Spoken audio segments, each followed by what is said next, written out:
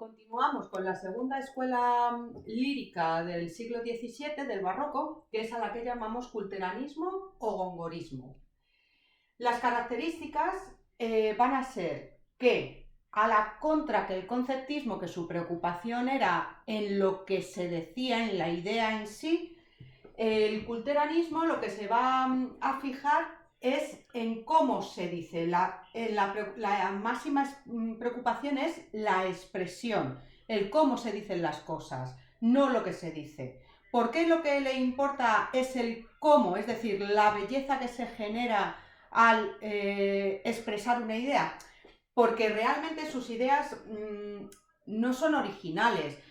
El culteranismo lo que va a hacer es coger las ideas que habíamos visto en el Renacimiento, ¿vale? Con el petrarquismo y Garcilaso de la Vega, y exagerarlas al máximo. Entonces, como esas ideas ya se conocían más que por habido y por haber, ¿vale? Porque han estado un siglo escribiendo y leyéndose este tipo de cosas.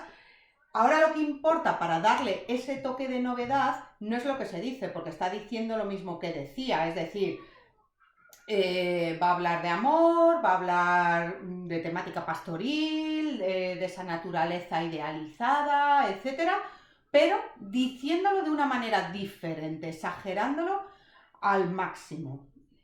Por lo tanto, la novedad la van a buscar en el hecho de cómo se dice, no en el qué dicen, ¿vale? Frente al conceptismo, que la novedad estaba buscada a través del vehículo de lo que se decía, no del cómo se decía.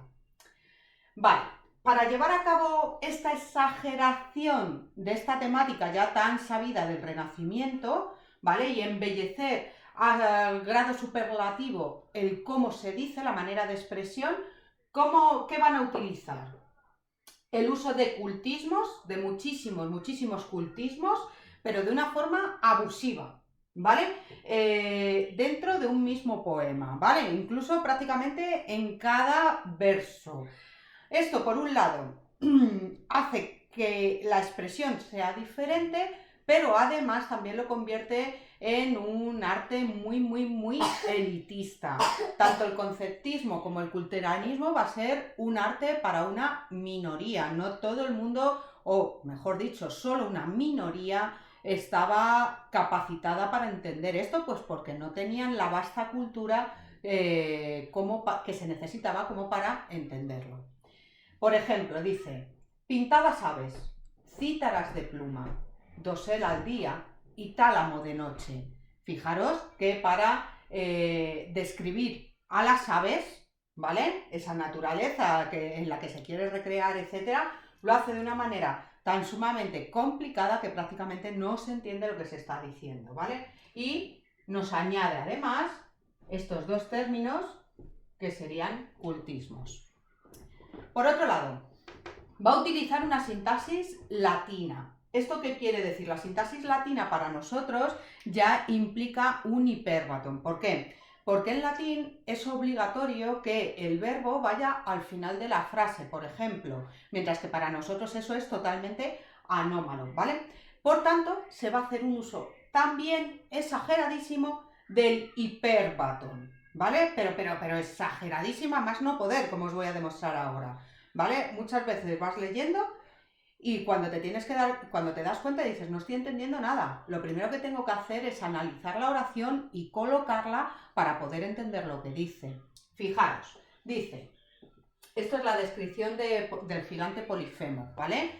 Que luego hablamos de esta obra. Mirad, dice: un monte era de miembros eminente, este que de Neptuno, hijo fiero, ¿vale? Eso dice el poema. Vale, esto si yo lo recoloco, ¿de acuerdo? Sería: el hijo fiero de Neptuno era un monte eminente de miembros, ¿vale? Si os dais cuenta, ¿vale? Y os paráis un poquito, hay que reorganizar por completo la frase. Esta prácticamente no se entiende nada, esta se entiende un poquito mejor, ¿vale? Dentro de que es lírica, dentro que es lírica barroca y dentro de que es lírica barroca es culteranismo, ¿vale? Que en sí mismo ya es difícil. Pero si lo colocamos sintácticamente, lógicamente sí que se puede entender, ¿vale? Pero claro, en un poema largo ir haciendo esto con cada oración, pues imaginaros lo que supone. Sigue con esa descripción, ¿vale? Ya sabéis que Polifemo era el gigante de un solo ojo, ¿vale? Que no dormía nunca y ese ojo estaba siempre vigilante. Bueno, dice, de un ojo ilustra el orbe de su frente, émulo casi del mayor lucero. Pues si la de arriba era difícil, esta ni os cuento. Esta, para reorganizarla, de hecho, he tenido que cambiar alguno de los conectores, ¿vale? Alguna preposición o conjunción, porque si no, no era posible. Vale, dice, el orbe de su frente, ¿vale? Es decir, el ojo, al ojo era tan grande que le llama orbe. ¿Qué es orbe? Otro cultismo. El orbe es el globo terráqueo, ¿vale? El orbe de su frente está ilustrado por un ojo, imitación del mayor lucero, es decir, tan grande como nunca duerme, es el mayor lucero, el mayor faro del mundo, ¿vale? Fijaros, superlativos, cultismo, hiperbatón y todo unido, ¿vale? Para no perder bocado. ¿Qué más utiliza? La intensificación de los efectos sonoros y visuales, ¿vale? Todo lo que sea que suene a música clásica y todo lo que deslumbre visualmente hablando, sobre todo los colores brillantes, etcétera, les va a gustar mucho. Por eso tendremos siempre los rayos del sol, el oro, el nácar, etcétera, ¿vale? Vamos a ver que hay un vocabulario colorista y preciosista, muy cuidado, muy elaborado. El uso de metáforas personalizadas, ¿vale? Fijaros, el comparar la fortaleza de de Polifemo con un monte de miembros, ¿vale? En esa misma estrofa en la que está describiendo a Polifemo, dice que los pinos, ¿vale? Los pinos del monte les sirven de cayado, es decir, de bastón, ¿vale? O sea, asociaciones nuevamente que hasta el momento pues no se habían utilizado. Culto a la belleza, como llevamos diciendo desde que he empezado a la explicación, ¿de acuerdo? Esto es un culto a la belleza y realmente en Góngora, ¿vale? En el culteranismo, en el gongorismo, no vamos a encontrar la expresión de los sentimientos del autor como tal. De hecho, lo que hace es recrear una y otra vez fábulas mitológicas y tópicos literarios del Renacimiento llevados al límite de la exageración, pero no habla de sus propios sentimientos. Por eso, en esta línea vamos a hablar casi de una deshumanización del arte, porque se deja de preocupar por los verdaderos sentimientos de sí mismo, del hombre, ¿vale? ¿Por qué? Porque lo único que quiere es hacer un alarde de la capacidad técnica que tiene a la hora de crear belleza con el vocabulario y la sintaxis.